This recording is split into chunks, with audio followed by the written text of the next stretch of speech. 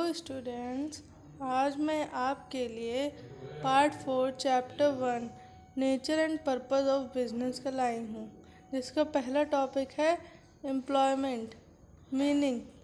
It refers to that economic activity under which for others and receive remuneration in lieu of।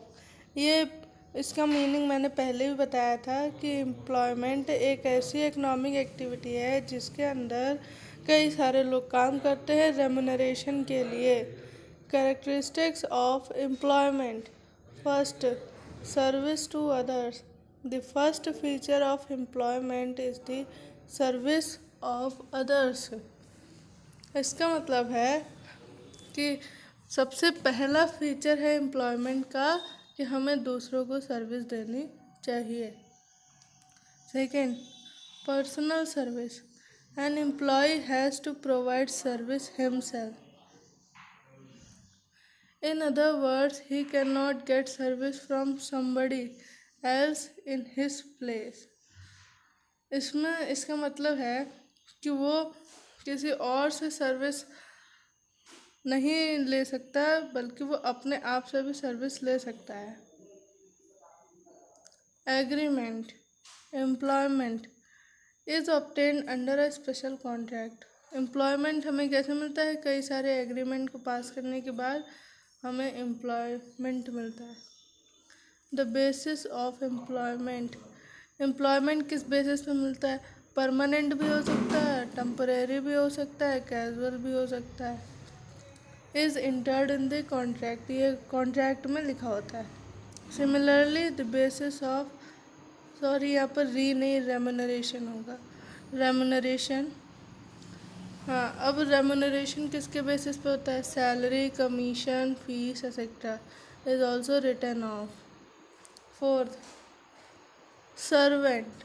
N employee is a servant of him master and act according his order.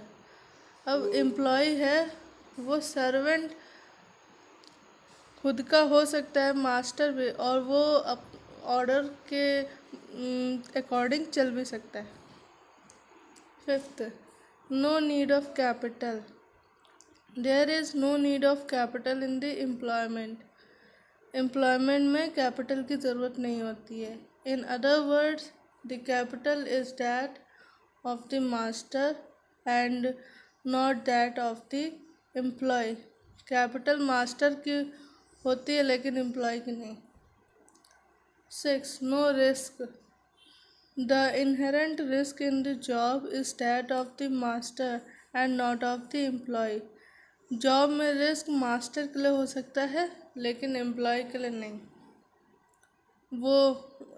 वो उसके लिए कोई risk नहीं है, वो तो जैसे जब बताया जाएगा तभी काम करेगा। मास्टर को रिस्क होता है कि काम टाइम पर पूरा होगा कि नहीं होगा। 7, nature of employer. The employer can be anybody. Employer कोई भी हो सकता है। It can be government, cover enterprise, private organisation etcetera.